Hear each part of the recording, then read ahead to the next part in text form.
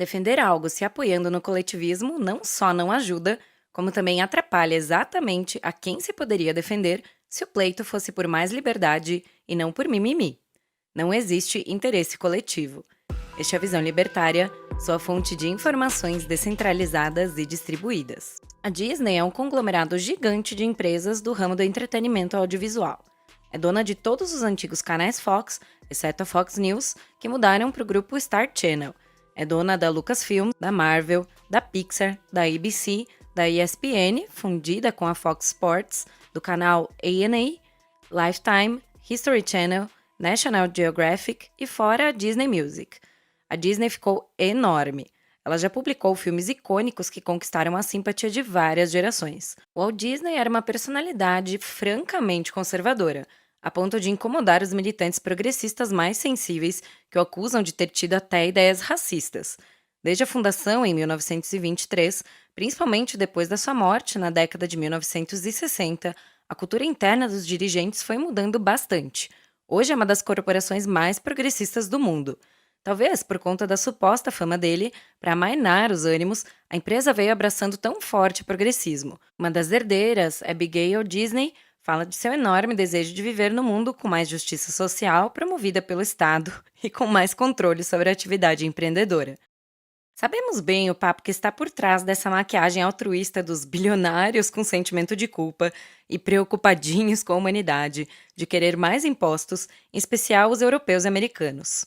Entre 2021 e 2022, a Disney anunciou um remake de uma das mais famosas histórias, A Branca de Neve e os Sete Anões. E como a moda agora é a sinalização de boas virtudes, será uma versão corrigida, naquela linha de reparação histórica, sabe? Uma versão do bem, progressista, parecida com o que a Amazon Prime Video fez no remake de Cinderela. A Disney anunciou que no papel da Branca de Neve estará uma atriz latina.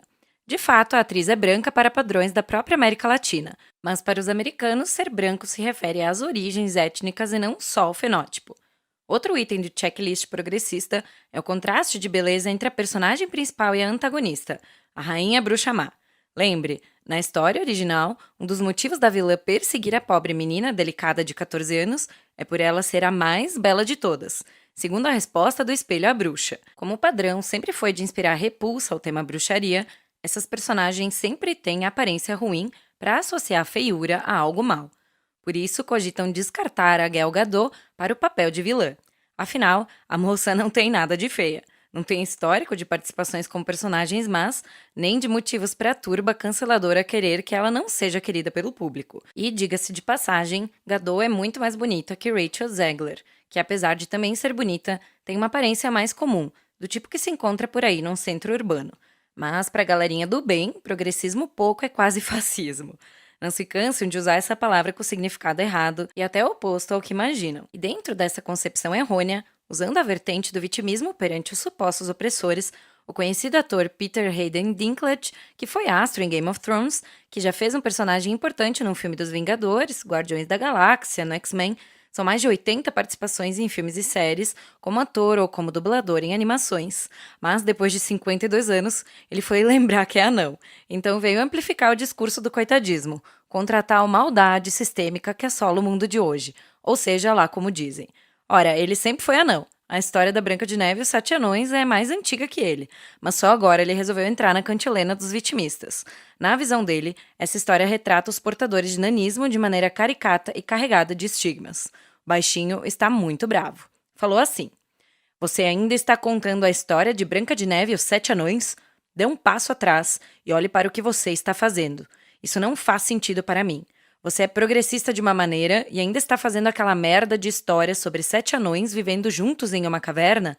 Mas que porra estão fazendo, cara? Não fiz nada para avançar a causa. Acho que não fui barulhento o suficiente."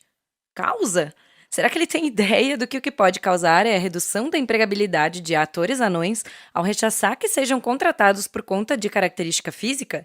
Quanto mais próximo fisicamente a um bom ator do arquétipo de um personagem, melhor. Em qualquer função profissional em que a característica física é fundamental, é ótimo que alguém seja escolhido por isso. Vale para qualquer atividade que use a característica física. Será que ele acharia bom haver uma cota obrigatória de funcionárias mulheres entre os estivadores nos portos? O que ele disse mostra que quer encarnar um suposto interesse coletivo dos atores, anões e dos portadores de nanismo de uma forma geral. A Disney respondeu, e como toda boa vendedora de alegrias falou assim: para evitar reforçar os estereótipos do filme de animação original, estamos adotando uma abordagem diferente desses 7 personagens e consultando membros da comunidade de nanismo.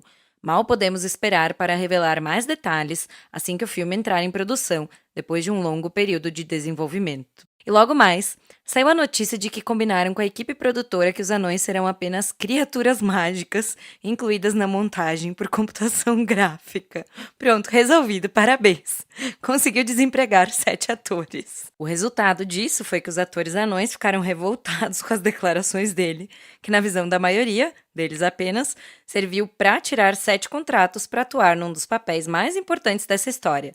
Nela, esses personagens são arquétipos que procuram mostrar de maneira singela as 7 condutas a serem evitadas pelas pessoas: a inveja, a gula, a luxúria, a vaidade, a avareza, a ira e a preguiça. Pelo jeito, a comunidade do nanismo que a Disney consultou deve ter uma mentalidade reduzida. Ela, ou qualquer outra, não representa o interesse de todos. Não é possível. O ator Dylan Postl, anão também, que atuou em Os Muppets, declarou que Peter Dinklage é provavelmente o maior ator anão de todos os tempos, mas isso não o torna o rei dos anões. Outro, Jeff Brooks, disse: me embrulha o estômago pensar que existem 7 oportunidades de ouro para pessoas como nós, que não conseguem papéis normais, e agora elas se foram por causa desse cara. Essa situação é um grande exemplo didático para mostrar que defender escolhas em função de um inexistente interesse coletivo é ruim para os únicos que realmente têm interesses, os indivíduos.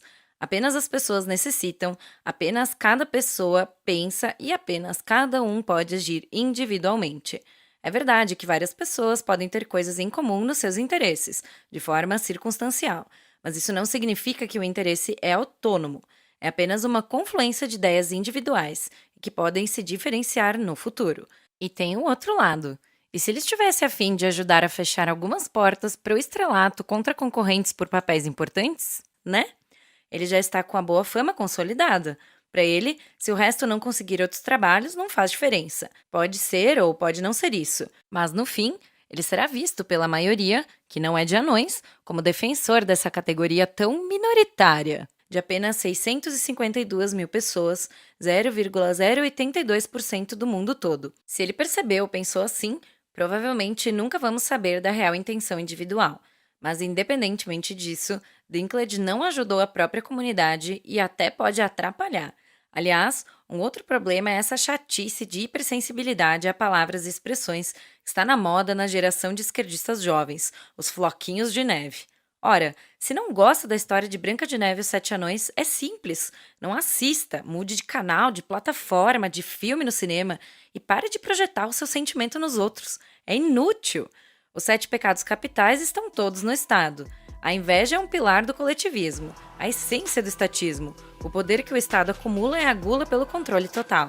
Ela está sempre junto da luxúria praticada com o dinheiro tirado de todos nós, que é distribuído, segundo a avareza, só aos privilegiados pelo Leviatã, que se vale da vaidade ao repetir que devemos confiar nele, e que pratica a ira contra quem não o aceita, e que usa a preguiça quando os pobres iludidos recorrem à sua benevolência. Obrigado por sua audiência. Esse artigo foi sugerido e escrito por Atos Henrique, revisado por Stan Calderelli e narrado por Salander. Se você gostou desse vídeo, clique no ícone de curtir abaixo e compartilhe o vídeo em sua rede social. Se você deseja ser notificado de outros vídeos, clique em se inscrever e depois no ícone de campainha. Até a próxima!